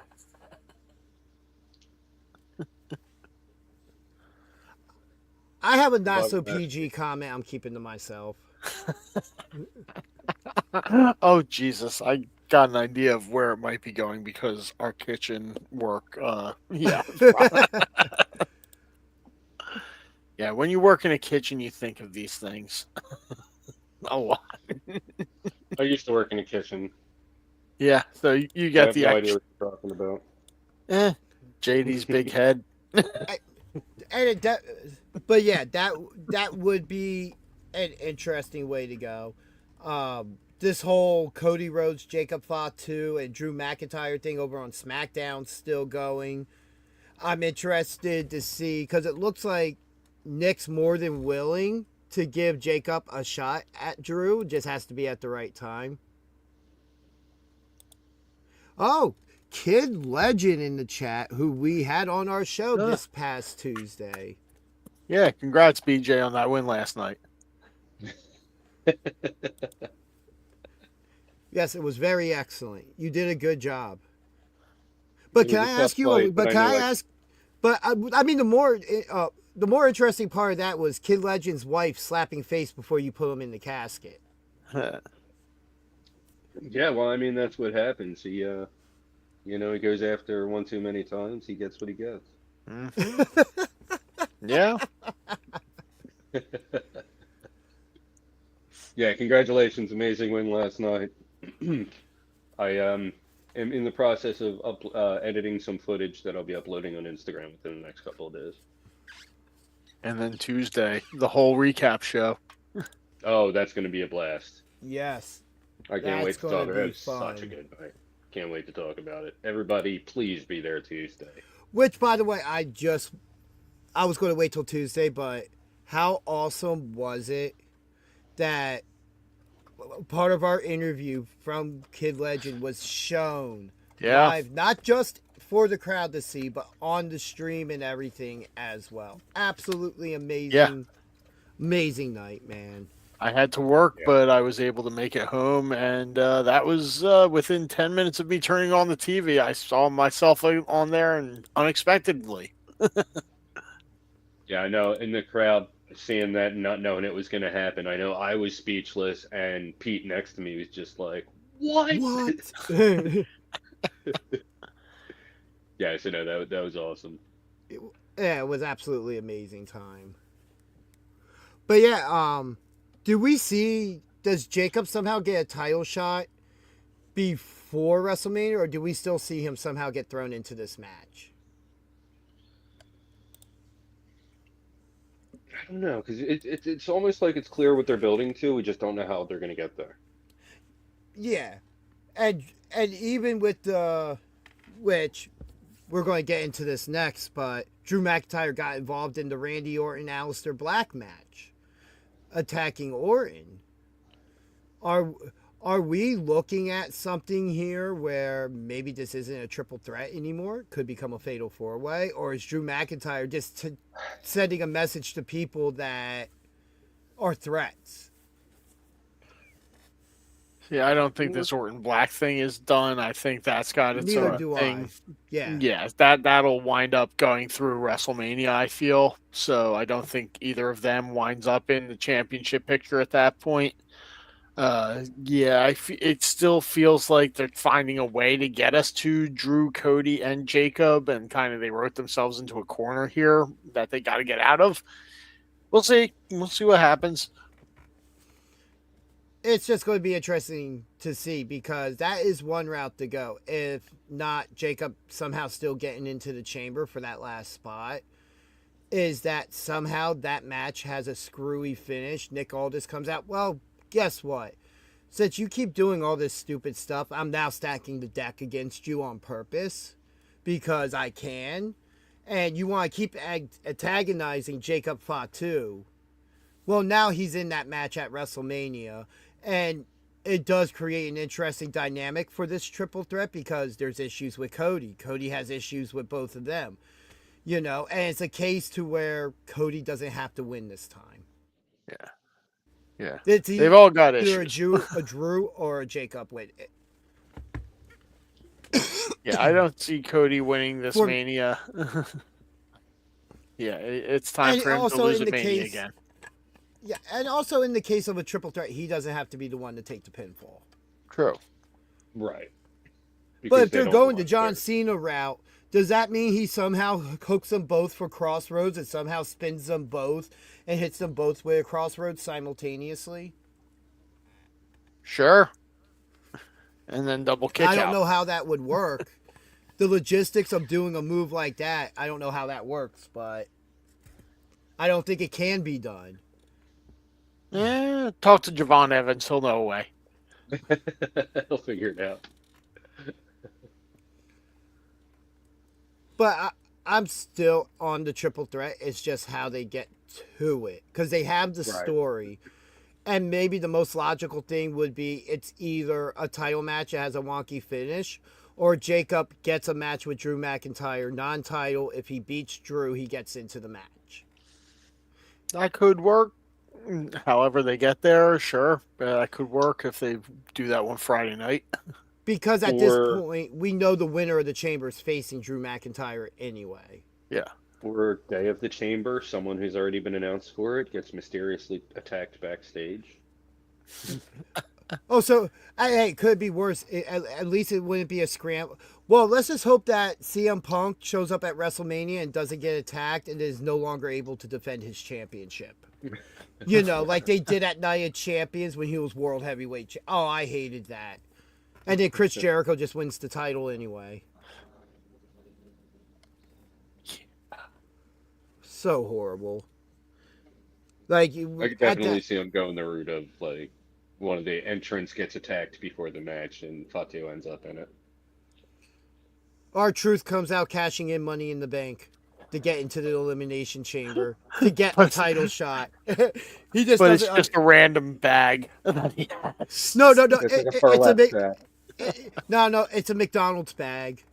Or That's whatever sponsor. Yeah, whatever sponsor they have, it's like a bag of Slim Dude Jims Wipes. or something. It's a plastic bag with Dude Wipes and Slim Jims in it. And Prime. Yeah. No, the Prime's still at ringside. It can stay there. Let's not give Logan Paul any more shine. No. But yeah, other interesting things on SmackDown this week. Tama Tonga defeating Ilya Dragunov. Yeah, Dragunov's been presented kind of weakly lately. I mean, he gave Tama Tonga all those chops and they just got brushed aside. It looks like they're setting him up to face Mello at some point. He's been eyeballing that U.S. title for a while. It Yeah, looks like Tonga, they're going yeah. there. I get that, but just what are you doing with Dragunov? Why are you making him look weak all of a sudden? Like this After has been bringing him back, immediately giving him the belt, having him Yeah. had that like pretty good Because run Brock with the Lesnar no-sold him. belt. Oh, so that's why. Yep, that's why. Brock Lesnar no-sold him. They lost faith. Honestly, I don't know. It's the idea of two tough people, and I guess at that point, hey, maybe Dragunov is too focused on that title, and that's what's going on in front of him. So, maybe he's not throwing them chops as hard. I mean, Goldberg no-sold Gunther, and didn't really negatively. That's just because affect Goldberg doesn't know how to wrestle. him. And speaking of chops, tune in this Tuesday to find out who will get chopped by Billboard Billy Gold. I hope it's not me. Please no. We'll find Please out no. Tuesday. I don't want him. My chest already is pre-hurting in anticipation that I was loser potentially. I still hurt from those 9 push-ups I did last Tuesday. But the interesting thing, after that match, though, after Matt Cardona, Apollo Crews come out and get wiped out, we get a Wyatt 6 video package. And next week, it will be Solo versus Uncle Howdy. And I would hope at that point he gets the lantern back. Lantern on a pole match. A lantern ladder match. But no, it looks like this is just a normal one-on-one match. Which, again, I like that the Wyatt 6 stuff more stays on TV. Because if it's 8-Day Smackdown, it has a very coherent TV storylines. As of Raw, it seems like they just jump back and forth. Just kind of throw whatever together. Yeah. Like this whole Becky Lynch, AJ Lee thing. We expected this to happen, I'm fine but with it. Yeah, it could have been, maybe the scripting on Becky's part could have been a little better. AJ, I like the line she got off. Becky, though, come on, you can do better than this. We've seen it. Come on, you can do it. But yeah, so we have that match. Then fast forward to closer to the end of the show, but right before the main event, we get a backstage segment with the MFT and Solo hyping everybody up. He congratulates Tama, telling him he's proud of him. He leaves, and then Nakamura shows up looking at him like, dude, what are you doing? You're better than being with them. Mm-hmm. So Yeah. it's kind of interesting what they're doing there.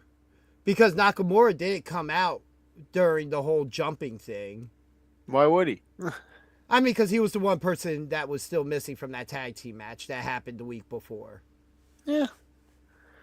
Yeah, but he wasn't really involved necessarily to the extent of the others in there. That's fair. That's fair.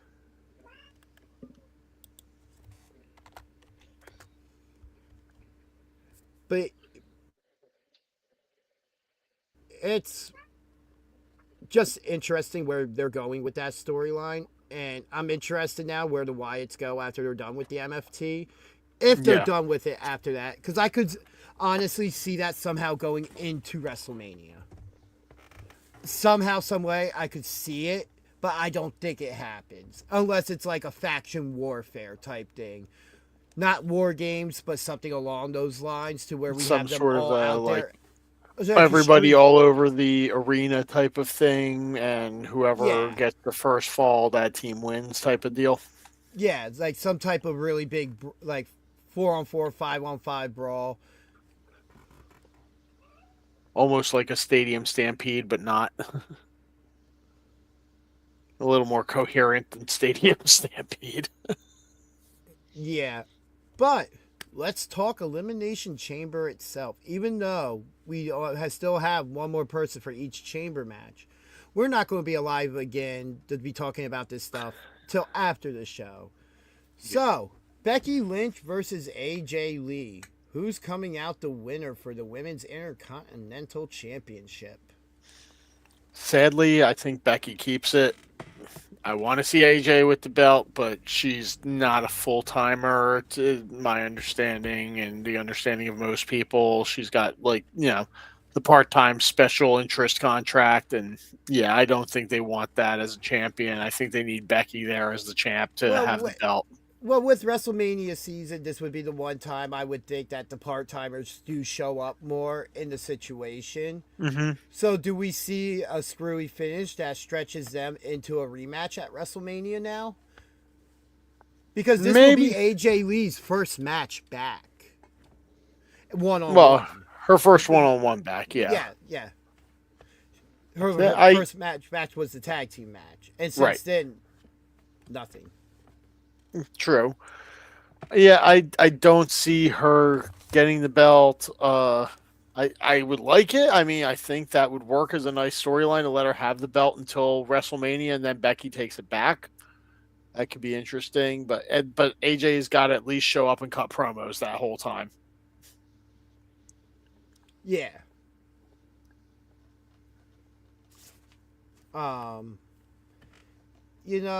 I'm going to root for AJ Lee to retain or to win the title, and somehow Becky fights for the rematch at WrestleMania. Becky. I'd rather see Becky chasing at this point, and maybe it becomes a multi-person match. You could throw Natty in there as well at WrestleMania, like something along those lines. I'm just hoping. I feel like WrestleMania is also one of those times where just like a Night of Champions show, everything should be defended. Everything should be title matches. Yes.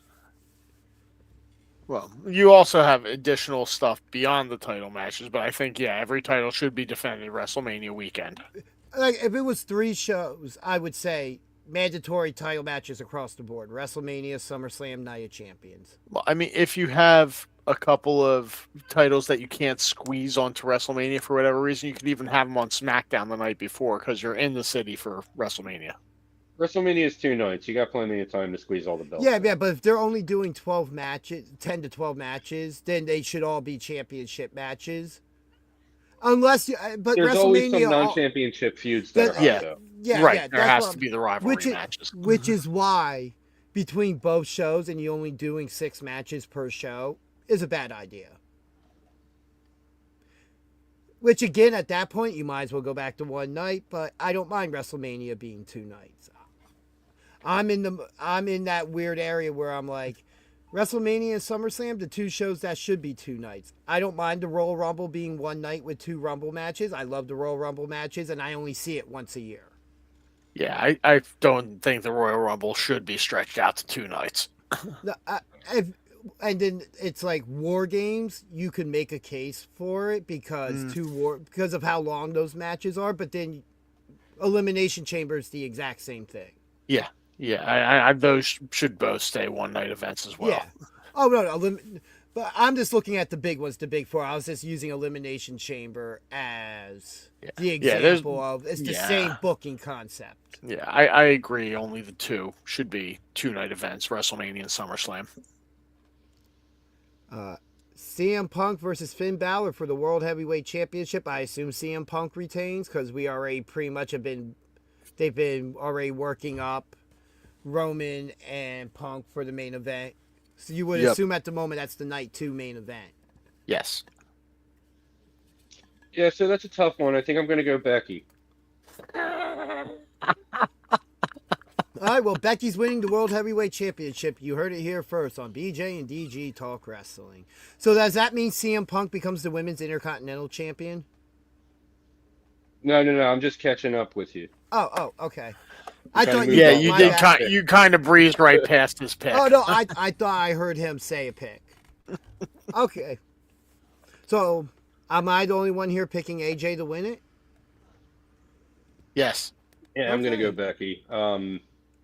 I could see it going either way, honestly, but yeah, I think it worked better with AJ chasing and Becky being the cocky heel champion. But, I mean, I think at this point, though, with the way Becky's been presenting her gimmick, especially online with everything she's been doing as well, the complaining and everything, I think it would fit much better, her losing the title and having to politic her way now into WrestleMania to get a shot back at AJ Lee. Yeah, but that's Chelsea Green's gimmick. Yeah, but Chelsea's injured. Yeah, true. And anyway, they missed the boat on that one too. But but Chelsea's like another person who's extremely over with a comedy gimmick, and it just works so well that you have to. It's a comedy gimmick that you can take seriously. Yeah, because of how well she does with her time that she's given with it. Yeah. All right, Women's Elimination Chamber. We know 5 of the 6 participants: Tiffany Stratton, Rhea Ripley, Alexa Bliss, Asuka, and Kiana James, and a 5th or a 6th to be determined. I think CM Punk retains. Oh shit, I did skip over that, didn't I? CM Punk retains in the Women's Elimination Chamber. I'm just skipping all over the place. All right. Skirt. Rewind. CM Punk versus Finn Balor for the World Heavyweight Championship. Yeah, CM Punk. Yeah. I think. But it's going to lead to something. It's finally going to lead to something with the Judgment Day. Yeah. It seems like that would make sense there. That Finn's loss in this, unless there's something like a Roman Reigns appearance and he screws Finn to make sure that he gets to take the title from Punk. I doubt it. At worst, I would see Roman coming out after the match, face off, and then, but I would assume the Men's Elimination Chamber is going to main event anyway. Yeah, I don't think Roman even bothers showing up at Elimination Chamber. Yeah, no, agreed. They're not going to pay him. To just show up. They pay him regardless whether he shows up. Well, I know. But you know what I mean. They're not going to make him fly out. No reason. Yeah. All right, so Women's Elimination Chamber now. Tiffany Stratton, Rhea Ripley, Alexa Bliss, Asuka, Kiana James, and one to be determined. Who y'all got? Bianca Belair just had surgery on her finger and will be nowhere near a WWE ring, which makes me extremely happy as a fan. I'm saying that because I picked her to win the Rumble and she didn't even show up. Yeah. Well, because she was planning on having surgery on her finger that's been injured since what, SummerSlam? Right. Yeah, nobody knew that. That wasn't public knowledge back then. No. We knew about the injury. No, I know, but we didn't know how severe it was. Because she had shown up on TV, and it was like, oh, she's close to being back, Anyway, I think there's other routes to go besides putting her in a title match. Unless it's against Jade, just because. We got to get to that feud at some point, but that's not what we're talking about. Honestly, I wouldn't mind Rhea winning it, but she's been in the big title picture the last couple years. I assume that they're going to have some type of big title defense for the tag team titles. Yeah, Tiffany I kind of feel like the unknown X Factor TBD has a good shot of winning here, because do we know how this last woman is going to be selected yet? Or have we heard anything about is there another triple threat? Is there going to be a last chance match of some sort? Let's see if they're just going to handpick someone. Yet. Yeah. In which case, Charlotte. Stephanie McMahon.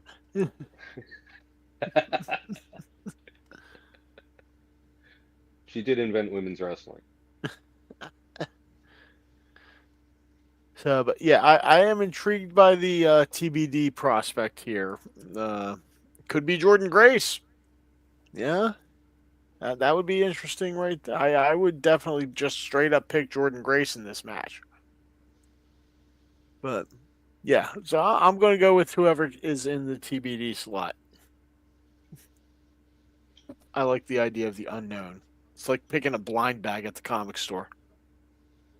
All right, well, bonus points. Who is TBD? I'm going to say Jordan Grace. I'll go with Jordan Grace in the TBD slot. I don't know how she gets in there, but somehow it's Jordan Grace in the TBD and she wins the Elimination Chamber. Yeah, I could see Jordan Grace being the last person in that match. And if that would be the case, I think it's between her and Tiffany Stratton that come out the winners.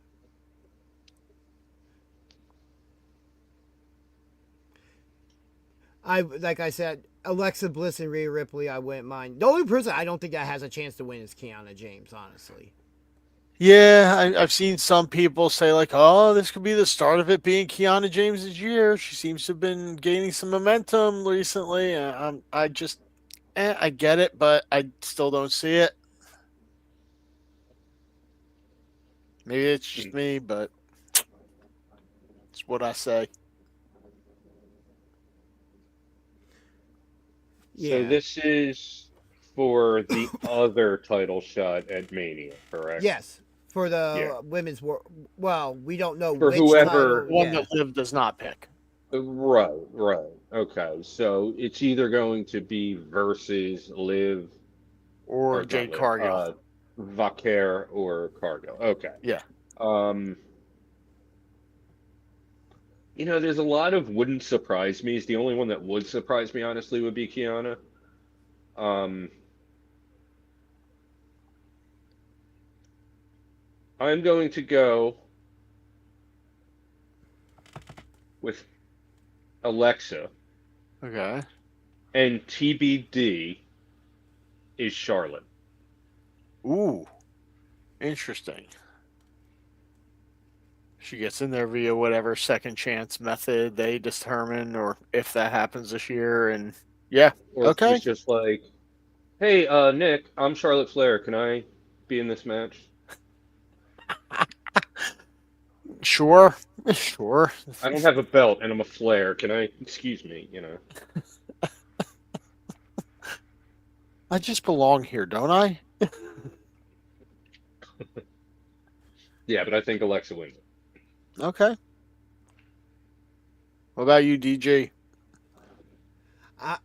I think it's going to be Tiffany Stratton or Rhea, but I'm leaning more toward Tiffany Stratton at this point. She just returned. It'd be a good spot for her win or lose at WrestleMania.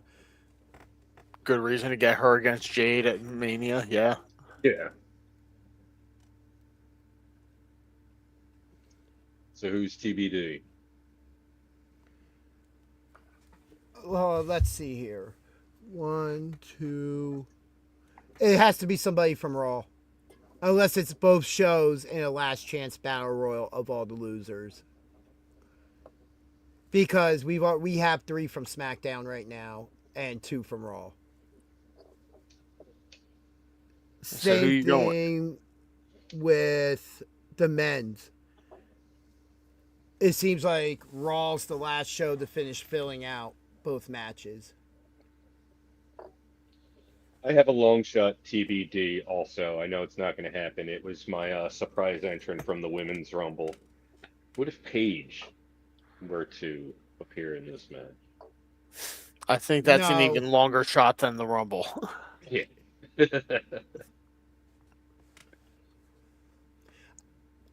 You know I'm still what? sticking with Charlotte. I have one. Sol Ruca. Oh, okay. Yeah. I like it. It would be something interesting. She doesn't have to win it, but she would be essentially the spot monkey in that match.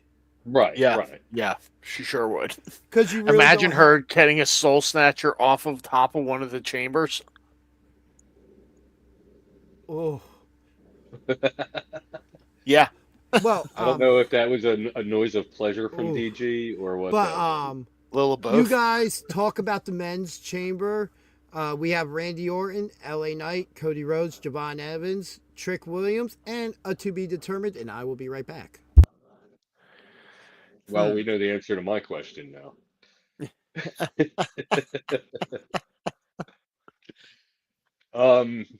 Yeah. So who do you think for TBD?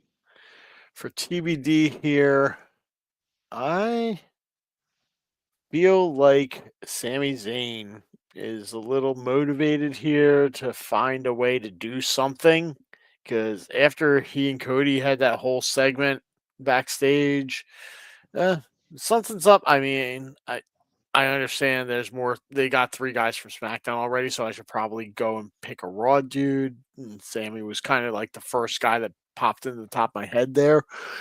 As far as somebody from Raw, trying to think who on the Raw roster I could even think of off the top of my head right now. Maybe one of the Vision guys. Maybe we throw Bronson Reed in there. All right. You know, All right. that could be a good spot to have in there. He needs something big to do. You know, he Oh just yeah, definitely. And they aren't on the show at all. right. Yeah.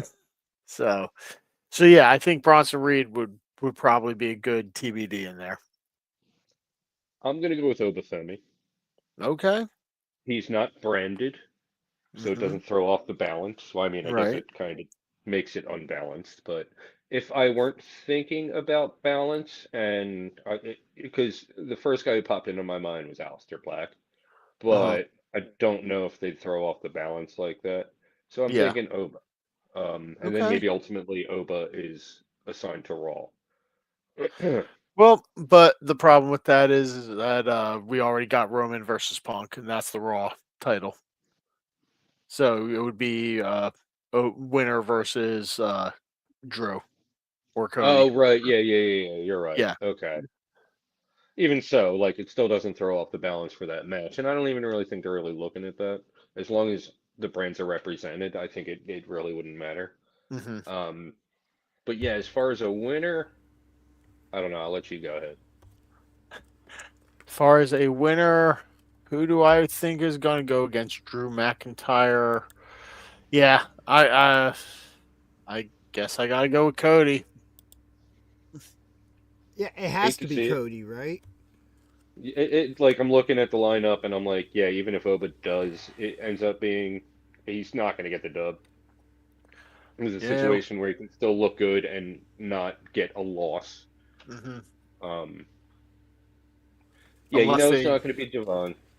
yeah, it's probably not going to be the TBD. Is probably not going to be Jacob Fatu, so he's not going to. Right. You, you know, I'm not against the idea of it being him, though. Didn't say I Yeah, Especially, was you're right. against it. no.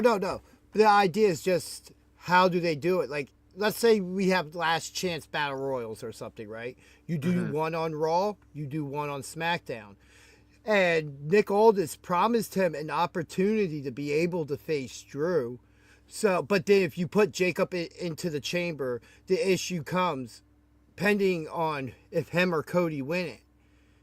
If the real plan is a triple threat match, how do you get to it if one of them has been pinned in the chamber now and taken that loss? Because you would think at this point that the final two in the match, if Jacob were to be in it, would be Jacob Cody, right? That's where the story Not is. necessarily. We could have Drew run in and somehow interfere. Go ahead. No. No, Okay, you no, seem like you're onto something. oh no, you pop, light bulb went off. So, we'll say Jacob gets into the chamber. And Drew McIntyre somehow, like Shawn Michaels did, to get that rematch with Taker when he opens up the bottom grate, comes in through, hits both of them, but they both somehow fall in each other into a double pinfall. There's your triple threat right there. Because there's nothing to say that Elimination Chamber match can't end like that. Well, Yeah, elimination, that's kind of in the title, but they both eliminate each other. Yeah, and there can't be in So the then there's last no two. winner. Technically, there's no winner if that happens. and then Triple H runs down to the ring and blows both quads. Know what I hate is that he has quad issue. No, he runs down to the ring and somehow Kevin Nash tears both his quads. Just sitting there watching. Tears both of Triple H's quads. No. Kevin Nash's quads are the ones that get teared. Tears both of Triple H's quads. Everybody's quads. But it's just the way this is set up right now. It's because the only other person out of them two, if Jacob were to get into it, that I could see would be Randy Orton. Trick Williams is not ready for that moment. Right. By any means. Knight doesn't seem like he's going to be getting any big wins anytime soon.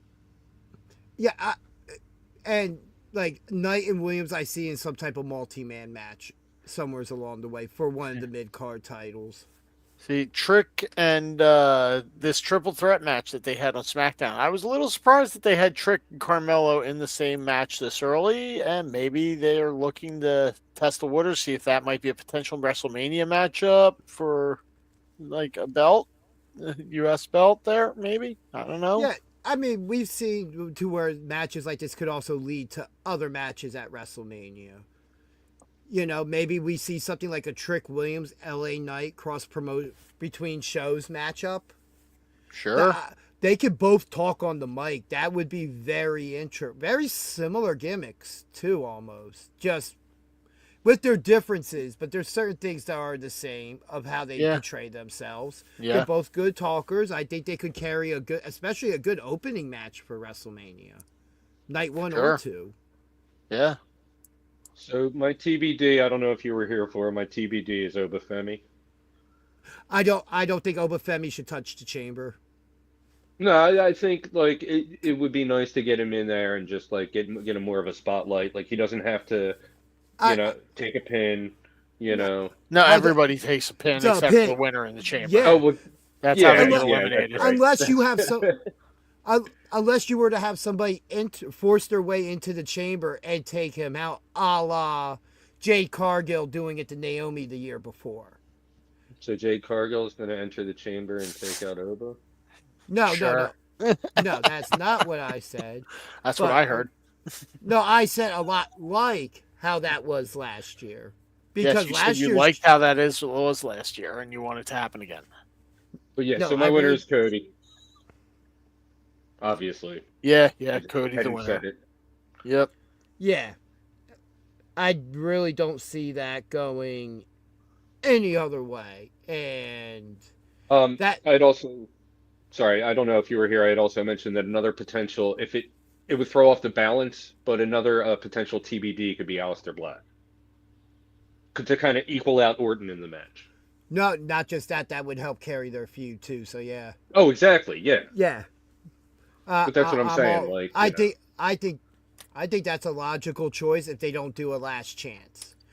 If it's just a straight up, you're in. You know. Right. But he could be somebody else who could steal somebody else's spot. Yeah. But no, I am all for that idea. 100%. All right. So yeah. That's our picks. And we'll find out this Saturday. At least nobody has to take a chop or anything from these predictions. Thankfully. These are exhibition predictions.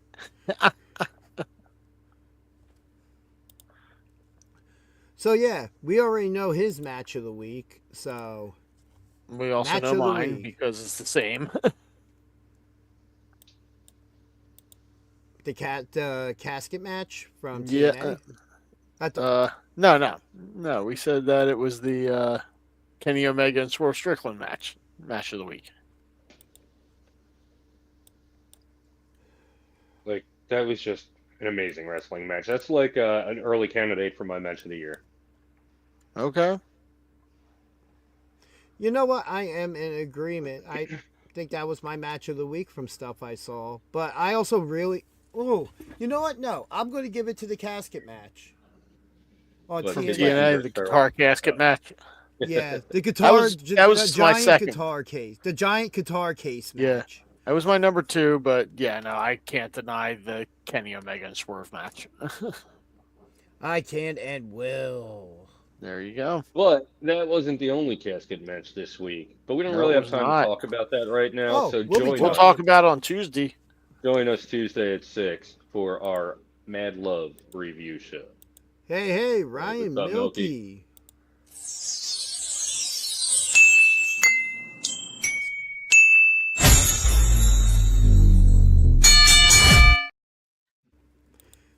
We appreciate you tuning in, brother. Yeah, man.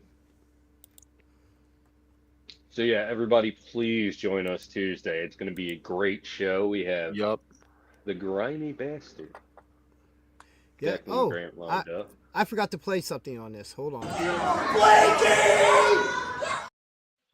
Okay, everything is right in the world now. There you go. But yeah, Tuesday's show is going to be amazing. We're going to get to talk about everything that happened this past week with PWU and SPO Wrestling. Yep. It was an amazing weekend all around. Like, the SPO show, you know, it was a good show, just not as many familiar faces as we're used to, but oh my God, Mad Love was amazing. Yeah, and we had a heads up of an appearance from our last Tuesday show, and that person ended up showing up. Absolutely great time. Yeah. But yeah, I don't think we have much else here left to talk about. But Right. Tuesday, we will be live for our review show of PWU Mad Love and talking everything else that went along with SPO Wrestling this past week. Hopefully, we'll have some matches to announce, or that will be announced for us to talk about for the SPO show on Friday. Chef, as always, just in a rush to ring the bell and get out of here. Worst ref ever. Also, No, keep an eye on the page. That was a kick out. There was a kick out there. There was no 3 count. What are you talking about? The ref can't count himself down and kick out. Ref, you suck. Keep an eye on the page. At some point in the next 24 hours, there's going to be a short recap of the SPO results from this past Friday night dropping. Check that out. But yeah, everybody be good to each other. And we will see you Tuesday for our now ring the bell. Ringing the bell. Ringing the bell. Bam, bam.